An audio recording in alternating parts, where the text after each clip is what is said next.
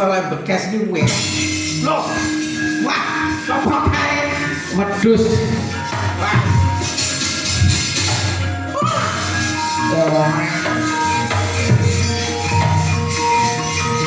Ya, ini wedhus. Wedhus kae.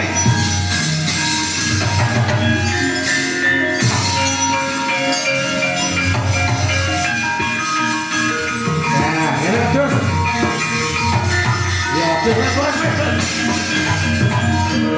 Nah, pada becek ya wedhus. Ya iya. Iya. Iya kecil aku selamat kecil. Ya syukur lah padha selamat. Lah kowe nyok aku ya selamat kecil. Lah iki apa tekan kene? Iki ngene ya kecil. Aku iki arep laporan karo kowe. Laporan bab apa? Iki ngerti alas Bapak Wirayang iki lagi geger. Lho, gegere apa? Aku wis suwi ora tau dolan ning alas Bapak Wirayang. Lah kok kowe muni geger iki geger apa? Kowe ora ngerti to? Pokal gawene si macan. Pokal gawene si macan. Heeh. Lah nek apa? Piye to macan iki lak ya wis kono kae tenan. Ya pancen kelakuane pancen iki kaya ngono kae. Iki jane iki beda.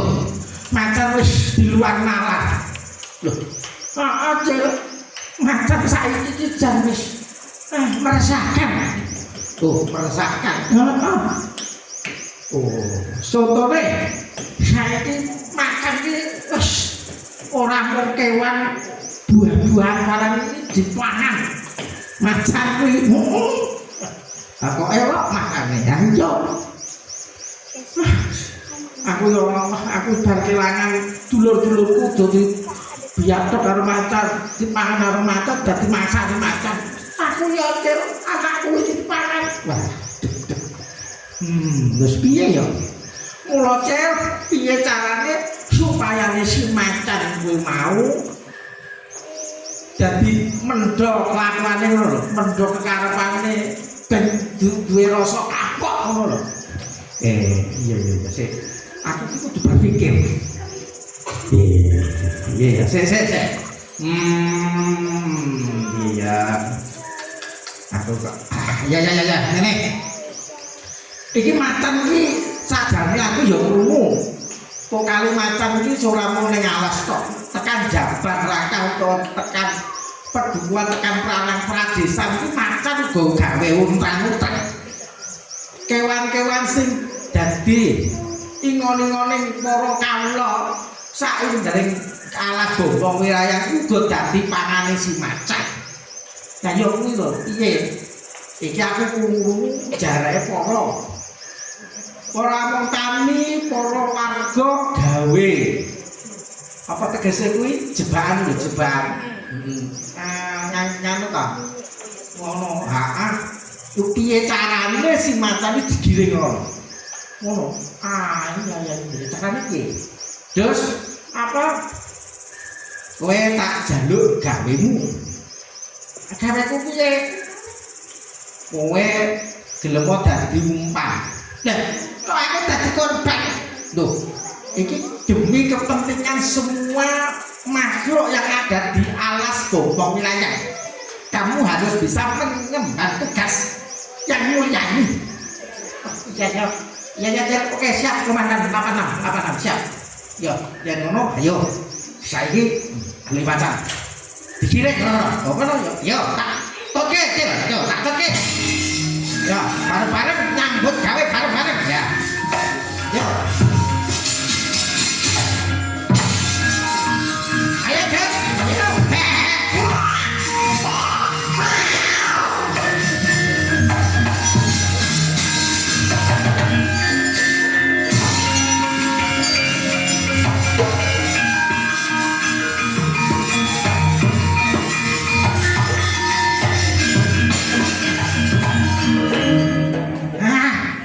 Piye Di? Ya tak. Aku wis masang jebakan kanggo macan. Apa wis terang iki sing nggawa apa jenenge iki kewan-kewan ingone-ingone aneh dhewe iki macan cetha macan sabab iki ana tapake macan. Ana. Iya. Iki wis aku disepuyung karo para warga liyane.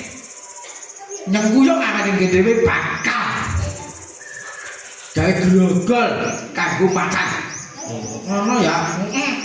Banyak sing macan yang teresakan. Ora mung kewan cilik-cilik gede malah sapi kok kebo, wedhus, nah jan wedhus kowe iki dari dase tok. Wah, wedhusmu. Heeh. Dipangan ora kabeh mung ditinggal dase tok. Wah, sian. Wah, jan macane ora ya ora kabeh ora ditinggal dase tok. Jan kepahat macane trembelane ora mau ya dipangan iki kaya kabeh pangan kok ditinggal dase tok. Ha terus kok buang ya ora. Tak tongsen. Isi aneh-aneh kan. Iki piye? Yo, iki ayo didelok saka kadoan. Delok saka kadoan muga-muga bengi iki macan iso graket. Ya, yo.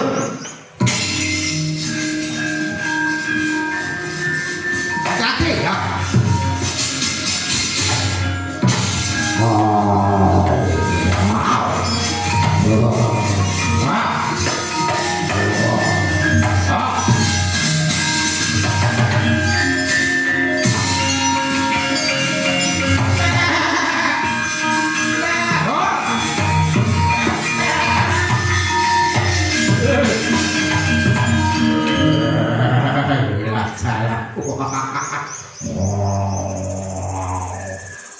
Kedengaran lagi wedhus ana kene. Mbak. Wedhus. Mbak. Apa? Manut dadi panganku. Apa? Manut dadi panganku. Kok menuk kowe? Masamu nyepai kowe apa? Wah, wis dadi jamae yen kowe kewan cilik, kowe kewan mung apa jenenge lemah makhluk lemah dadi pangane macan. Ya ya coba ngono kok macan mau yo wis leren memangsan kabeh kok pangan iki kudu dadi apa entek ora wedhus-wedhus lan wah ora icek ora peduli kowe yen aku wis ngelih wah apa bakal dadi maksane macan. Tenang kowe. Ora kena kancane. Ora, manuto. Ora lancar tenan menakmu sakno aku ki anakku akeh. Ora iki papa, ki dikasih arep sekolah. Wah, wedhus yo iki sekolah. Kowe sing baku gelem ora dadi pangan macan. Wah, ojo yo cak mah ora pangan dia iki. Oke. Wah, manut. Wush. Melayu neng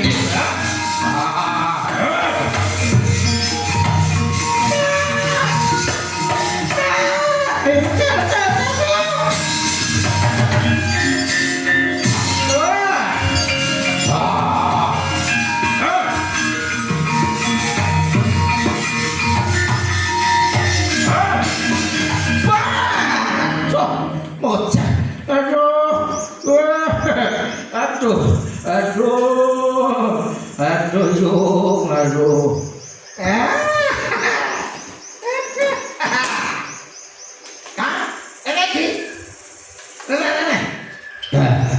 Wah,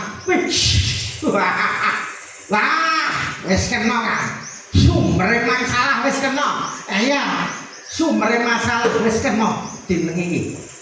Yen to iki keteka insyaallah nek kampunge dhewe aman tentrem. Wah, iya. Macan iki enake diapake macan iki. Ya, aduh enake diapake pomo dipateni wong ya iki kewan sing dilindungi. Ngene wae. Digawa ning Biraloka. Digawa ning kono ben dadi pengewan-ewan. Yo ayo, tak gawe. Ayo mati wae kan.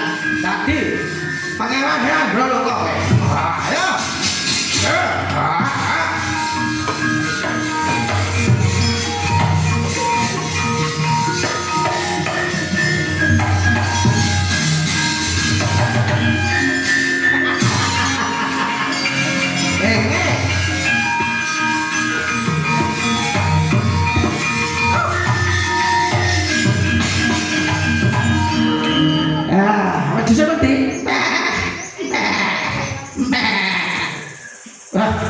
wedhus cil. Aku wajan gretek ya upama aku dadi panganing makan gawat aku bojoku dadi ronco. Ora iki mang wis disekenari yo tenang wae. Iki macan wis kepikut dening para warga. Ya iki alas bombong wirayang wis katon tentrem. Ayo cek matur nuwun ya cek. Patur nuwun ya cek. Ya. Yen ngono iki ya mung awake dhewe iki ngaturke penuwun ya ta. Iya, ora bengi iki anti kelakon pagelaran kaya ngene iki saben Jumat wae. Jumat wae ya to. Biyen Selasa ya biyen. Saiki wis ganti. Saiki Jumat mangan. Ya. Iki uga didukung paring sponsor apa? Sponsore? Wah, segala pasar ali ya, iki mau uga wis disengkuyung para bocah-bocah dalang-dalang sing tresno marang kabudayane dhewe. Ana Mas Jagat, ana Mas Juna, ana Mas Jason. Ya, Jason. Ya. Iki uga wah muga-muga sempurna nganti sesuk ya ta aja jelek nggone tresnani budayane dhewe. Ya bener dene awake dhewe iki karepto dening panjenengane almarhum ki Lejar Subrata akhir kanthi gelar kaya ngene iki besok ya didongake muga-muga ki Lejar Subrata mancing swarga loro. Amin ya. Yen ngono saketara wis cukup semene wae ya nggon awake dhewe. Babat carita kancil bengi iki ya. Sesuk diteruske no Jumat wae ngarepe kanthi lakon sak werna-werna. Ya Cil ngono. Ya aku tak teruske laku ya. Terus ya. Yo seneng